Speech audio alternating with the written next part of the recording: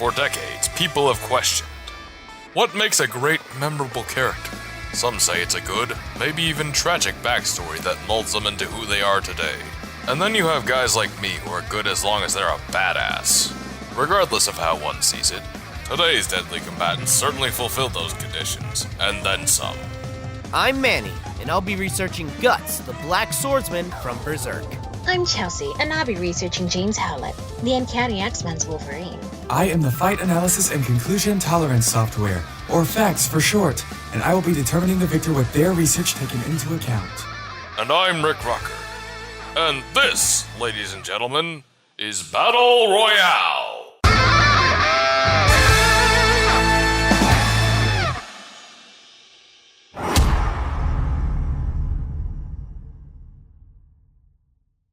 Murder, war, demons.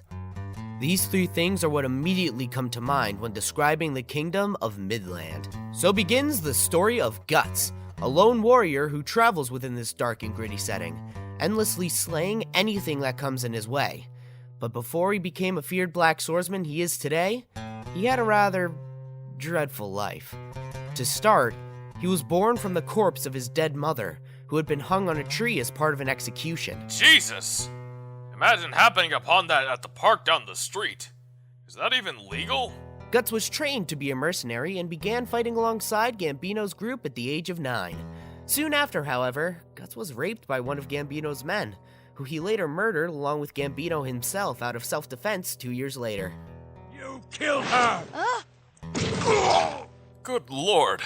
I don't even have a comment for that. Just, what the f***? Now free from this band of mercs, Guts joined up with another mercenary group. This caught the attention of Griffith, who had hoped to recruit Guts into the band of Hawks. In a duel to decide that, Griffith defeated Guts. Like how Logan will. Shut it! And brought him aboard with his group of raiders. Together, the Hawks were able to end Midland's 100-year war against the Empire of Chutter in only 3 years. Guts later left the group, and during his absence, Griffith was kidnapped. He was eventually rescued, but then he ignited the Eclipse, summoning the God Hand and turning himself into demonic Femto. They then murdered most of the Hawks. Femto branded Guts' neck to claim ownership of his soul, and he proceeded to rape Guts' girlfriend Casca in front of him. Guts then lost his right eye and was forced to cut off his forearm while trying to save her, and their unborn child became mutated from the incident. I think it's safe to say Guts is the undisputed award winner of the most tragic anime backstory of all time. No wonder the dude always looks like he wants to murder me. From then on, Guts' life goal was clear. He declared war against the God Hand, hoping to enact revenge against his former leader for his sins and betrayal. This is how Guts became the Berserk Black Swordsman he is today. Guts can be considered a one-man army, as he is armed to the teeth with enough weapons and tools that can easily deal with raiders, demons, and even an actual army. To start, Guts is equipped with a brand new prosthetic arm in place of the one he cut off. It increases his lifting strength, can punch through human heads, and steal swords with no trouble, and can house multiple long-range weapons. Whoa, hold on. His new arm's also a gun? Guess I know what I'm getting in case I ever lose a limb. Guts' prosthetic arm features a cannon that can fire a single shot, delivering enough force to one-shot demons, as well as a repeater crossbow that can put down hordes of soldiers and monsters. In addition, he is also equipped with throwing knives that Guts can throw with extreme accuracy to blind foes or cause distractions. And then miniature spike bombs that can latch onto foes or objects and detonate within only 3 seconds.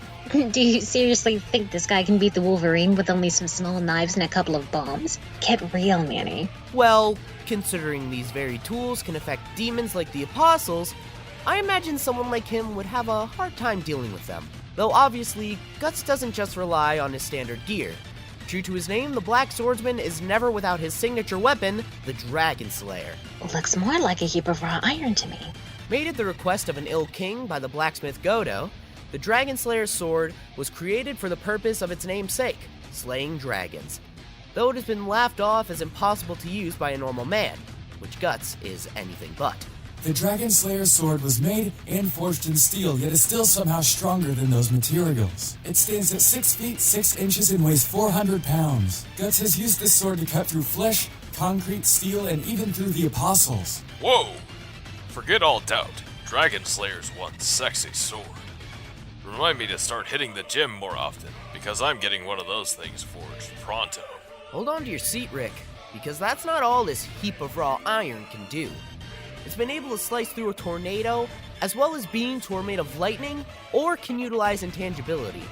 Plus, the Dragon Slayer has bathed in so much demonic blood that it now exists in both physical and astral planes of existence, meaning this sword can ignore durability by cutting through the victim's soul. That right there has to be an exaggeration. No way is Logan gonna fall victim to that hunk of junk. Besides Guts' established proficiency in utilizing his sword, his mechanical hand has a small magnet inside for better handling the Dragon Slayer. But to even be able to carry his sword effortlessly in a single hand shows this guy has strength to spare. He's destroyed weapons, armor, and shields easily, lifted a giant apostle and threw him off an edge, traded blows with the apostle Nosferatu Zod, who can punch through concrete like it's nothing. He's also taken 1,000 punches from someone his sword couldn't cut through without weakening his skin prior, jumped into a fire just to get rid of some tiny monsters, was struck by lightning, and regularly endures through insane strong apostles such as Grunbeld and Wild. Guess American comic writers aren't the only people who have no concept of human limits. Guts can swing the Dragon Slayer around like a blur, moves faster than the eye can track, and fought so fast, he appeared to be a tornado. His speed blitzed through a dozen soldiers, causing them to accidentally hit their comrades instead of Guts, dodged adds and spears so fast that he left an afterimage of himself. Guts was also able to rise from a crouching position and stab Dragon Slayer into the ground before lightning could hit him. This is a speed feat that can be calculated to around Mach 318. On the battlefield, he's also a tactical genius, spotting and exploiting the flaws or weak points of his enemies, no matter how painful it may be for him to reach them. Whether it be getting stabbed or jumping through flames, as an adaptable and pragmatic fighter, he's slain over 1,000 demons, taken on powerful apostles, and has the willpower to live through many wars, resist possession, and continue fighting no matter how many injuries he's sustained. That's cute and all, but I'm still not buying how all this experience and skills can stack up against one of fiction's most deadly and durable heroes. To me, and the rest of the fan base, it just seems like the only reason Guts is even alive through all this is just sheer dumb luck.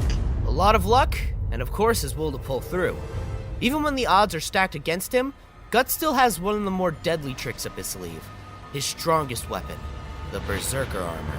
While entering the Berserker mode, this armor allows the user to take the form of their inner beast and surpass their subconscious limitations, at the cost of their own life. It increases Guts' physicality immensely, makes him completely numb to pain, and allows him to continue to fight until the last of his blood gushes out. Plus, in case he's severely injured, the Berserker armor can move any of his dislocated body parts back into place, instantly healing him. Incorrect. The Berserker armor has no healing properties. It simply reinforces his broken limbs and bones back together. And ew. Yeah, cool as it may be, I think I'd be fine with just the mechanical hand and sword. While wearing the armor, Guts is able to lift and hold the falling mast of a ship, yielding a strength feat of around 30 tons. Let's not forget the fact that the majority of Guts' victories are partly due to an abundance of good luck and overconfidence. Plus, while that Berserker armor may be able to help him out physically, it still doesn't heal him and starts to eat away at his humanity, making him sacrifice tactical prowess, what little he had, for raw power, and making him outright reckless in the heat of battle. It's good odds that if you ever cross roads with the Black Swordsman, you either get out of the way or get ready to die. I see you've got some balls, but you're going to regret it when I chop your head off with my axe!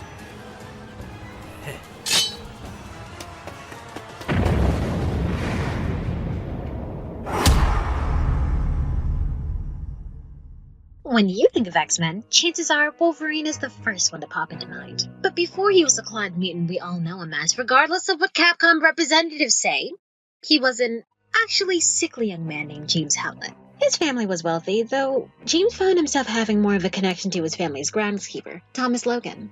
Don't tell me that's where he got his nickname. Manny, shut the hell up. One fateful night, James came out of his bedroom to find Logan responsible for murdering his father in a drunken rage. This kind of pissed him off and his true self came out.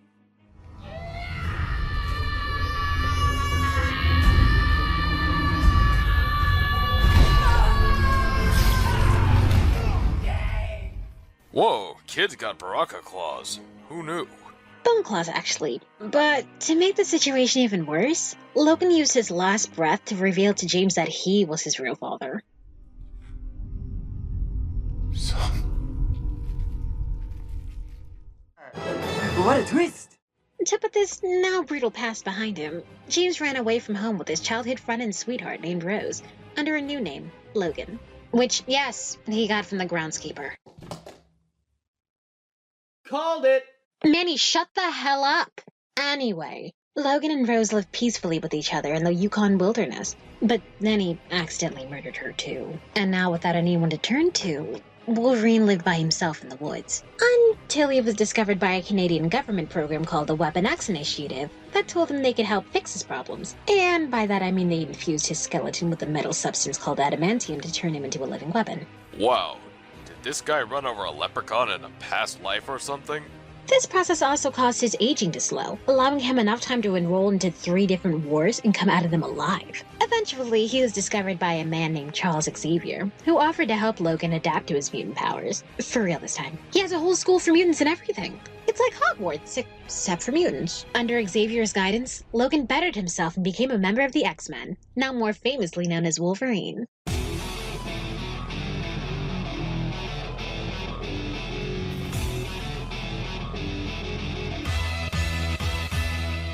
So he's a guy with metal claws, basically. Yeah, I don't see how that compares to a guy with a sword that's twice as big as his arm. Well, I'll have you know that those claws aren't just coated in metal. They're coated in adamantium, the most solid metal in the Marvel Universe. So much so that it's deemed virtually indestructible. The adamantium covering Wolverine's skeleton is adamantium beta, which is not the strongest variation of the material. Aha! However, adamantium beta is still durable enough to endure beatings from the Hulk, one of the most physically powerful characters in Marvel. Beta is also the metal used for the exterior of Ultron, who has tanked attacks from planet busters such as Thor. Would you like some salt for those words, Manny? 'Cause you're gonna eat them. I got it! Alright. Moving along. Logan's chrome bones are just half of what makes him so tough. All that experimenting that gave him the adamantium also gave him a regenerative healing factor. Of course it did. Wolverine's become the poster boy for healing factors, and for good reason too. Combined with his skeleton, he's tough through gunfire and explosions, and he can even heal himself from a single drop of blood. Can Guts do anything like that, Manny? Hey, save the smack talk for the results. No, fine. Well, anyway, that's only scratching the surface of his abilities. He's also got an enhanced sense of smell, superhuman physique, insane stamina, and even animal empathy. What's that? It means that Wolverine can sense the emotions of animals. Basically, it's his way of communicating to them. Oh, yeah, sure, because the power of Eliza Thornberry will definitely be useful here. Well, does this mean he could, persuade a bear to maul Guts or something? Hey, don't make it sound cool, I'm mocking her! Okay, back to the topic at hand. On the subject of his senses, Wolverines are greater than any humans, or most animals for that matter. He can pick up even the most subtle of sounds, and his sense of smell is so good that he can determine the difference between the real deal and an imposter. And as you can guess, this makes surprise attacks a not very good option against him, or at least not a safe option. That would actually be impressive, if he were fighting a bloodhound or something, but can this guy even fight? Of course. Despite being usually portrayed as some brute, Wolverine's actually pretty skilled in martial arts. He's able to match the likes of Captain America and Iron Fist in combat, and he's even well trained in samurai swordsmanship, complete with a sword called the Muramasa Blade. Wait, why does he need that? I mean, he's already got 6 built-in swords. Hey, if you could actually have 6 built-in swords plus 1 actual sword, wouldn't you take advantage? Fair point. Yeah, but is it a 400-pound sword? No, but for the record, he totally could still lift it on account of being ridiculously strong. He's easily snapped chains, hauled a great white out of the ocean, and swung around Dragon Man by his tail. For perspective, an adult great white shark can weigh anywhere between 15 to 2,400 pounds. However, Dragon Man has been canonically stated to weigh around 6,000 pounds, thereby making it the more impressive feat. And remember what I said about the healing factor and adamantium bones combo making them super durable? Well, as Fax already brought up, he's not only taken hits from the Hulk, but also the likes of Juggernaut, Gladiator, and even Thanos. He once had all his flesh literally blown off of him and regenerated it in a matter of seconds. And yes, Rick, he recovered from the Punisher penis and steamroller incident. Phew. So he's like a tank, basically.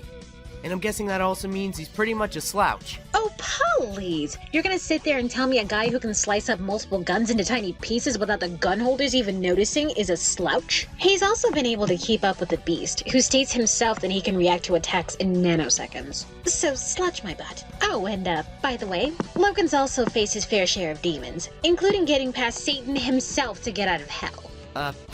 Whatever. not like he's got a trump card or anything. Except he does, in the form of the Berserker Rage.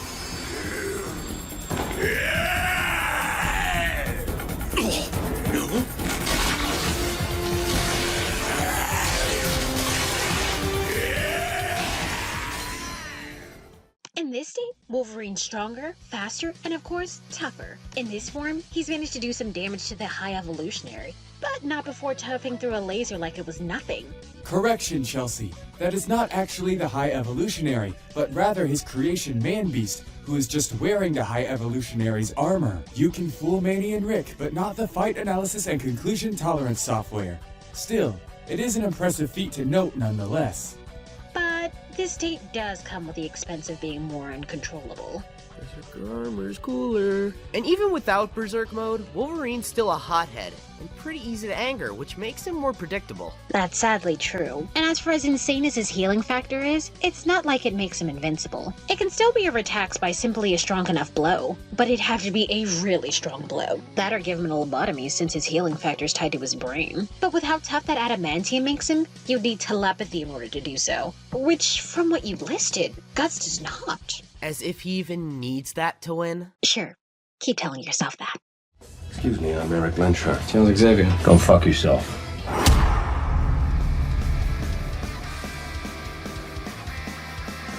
Wow, just wow. That was quite a gruesome analysis. And we're not even at the actual fight yet. These violent but badass wielders of blades are about to go head-to-head in a brutal beatdown to remember. All things considered, who do you think will walk away alive? The Berserk Black Swordsman or the Berserk Clawed Mutant? Feel free to pause and take a breather while deciding your victor. Fight analysis complete. I have concluded the most likely out of thousands of possible scenarios and arranged a visual representation of their research. Then you know what that means. It's showtime!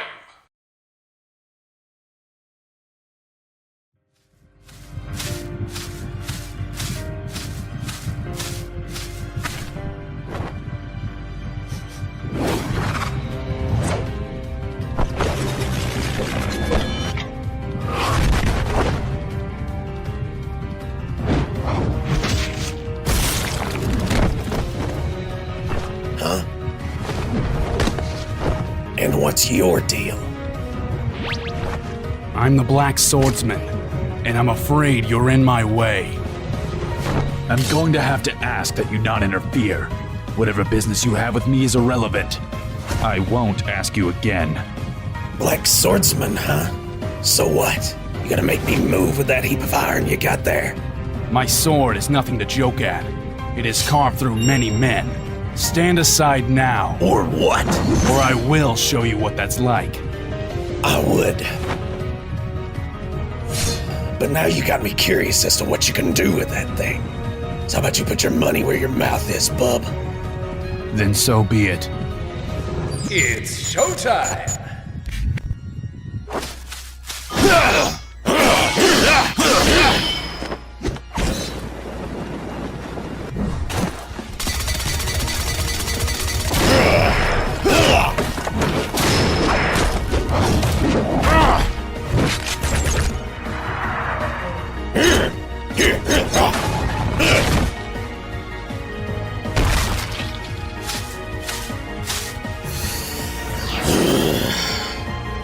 Well, now this is interesting.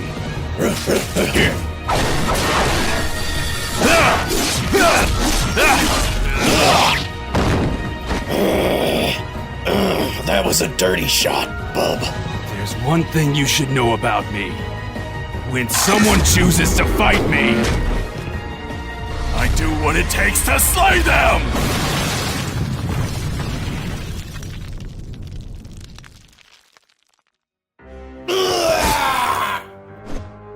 Trying to sneak up on me now, are you? Too bad. I already got your scent. Sorry, Cloud. You ain't cutting through me that easily. All right, we're done here. No. Huh? No! We're not!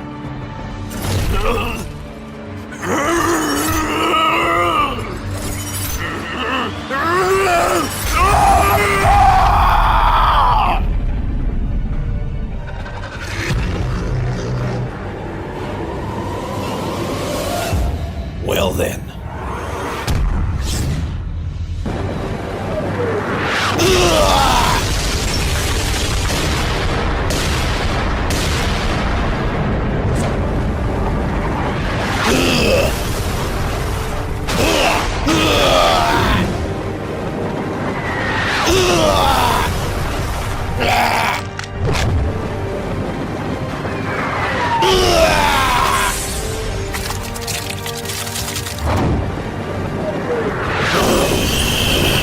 You're not the only one with the trump card, Bob.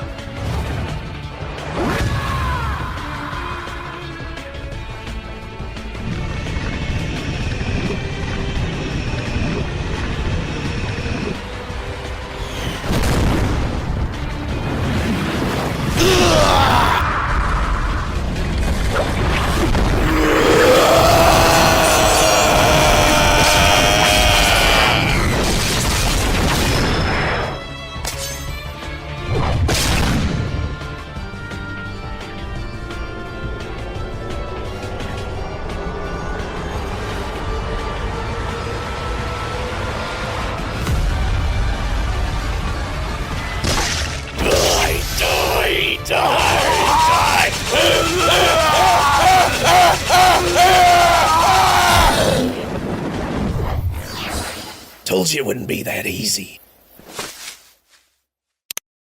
KO! Guts, no! Ladies and gentlemen, we lost a good man today. In exchange for one kick-ass fight. How is he supposed to defeat Griffith now if he's dead? Relax, you simpleton. It's just a simulation, not the real thing. Yeah, this ain't canon. So, facts. You have those results ready, bud? Of course. Here you are, sister. Really gotta put in a new nickname. At first, this match seemed close, as they were pretty even in terms of strength, and Guts had more tools to work with. But Wolverine edged out in every other category. See, this verdict was largely dependent on one question. Could Guts, with the Dragon Slayer, get through Wolvie's adamantium skeleton? Of course not! I mean, come on. If the friggin' Hulk of all people can't break it, what chance does this edgelord have? It's pretty doubtful that the Dragon Slayer would be able to cut Wolverine, thanks to his adamantium skeleton combined with the healing factor. Not to mention he's taken physical hits to his soul before, and survived. So that whole cutting through souls trick Dragon Slayer can do won't be too effective here. Not to mention there was a clear difference when it came to speed. Guts' lightning reactions were good enough to put him at Mach 318, but Logan can keep pace with his pal Beast, who could react to attacks in nanoseconds. Take it away, Facts. A nanosecond is 1/1000th of a second. By keeping pace with Beast, this means that Wolverine's speed is in the massively hypersonic range. Couldn't the Berserker armor have helped? Doubtful. While the Berserker armor does increase Guts' stats immensely, it still wouldn't be enough to take down Wolverine for good. It allows Guts to fight until his entire body is mutilated, but it doesn't heal him from the damage like Wolverine. Factoring in the Berserker armor would only delay the inevitable for Guts. And since Wolvie's adamantium claws have been able to stab through people like the Hulk, it wouldn't take many strikes to finish him off. While we're at it, his Berserker Rage, while totally heedless, doesn't really make him brain dead. He still retains his tactical prowess while slicing his enemy into cold cuts. And with Wolverine's enhanced senses, he'd be able to prevent some strategies Guts could have come up with, like sneak attacks. But, he probably wouldn't. But, it's just another thing to add to the giant list of reasons why Logan wins. Shut up! Poor brother. Well, guess you could say Logan had the guts to tear up his foe. Just say the winner, please. Okay, I'll cut it out. The winner of this battle royale is Wolverine. Can I get Wolverine before he turns me into shish kebab with those claws? Well, Bob, seeing as how these claws are adamantium, the strongest metal known, and can slice through vanadium steel like a hot knife through butter, buddy, you gotta ask yourself, do I...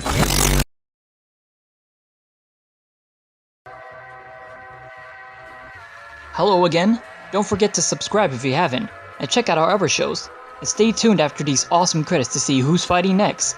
Additionally, be sure to follow CrossoverX on social media for updates on future content and other exclusive stuff. We're on Facebook, Twitter, DeviantArt, Tumblr, and more. Special shout out to all of our patrons for the incredible support. This episode was possible thanks to you. If possible, do please consider becoming a patron over on our Patreon in order to further support our shows and gain access to all sorts of cool rewards, including early videos, art, the chance of making your dream matchups a reality, and more. Check us out at patreon.com/crossoverx. On behalf of our whole team, thanks for watching, partners. Until next time.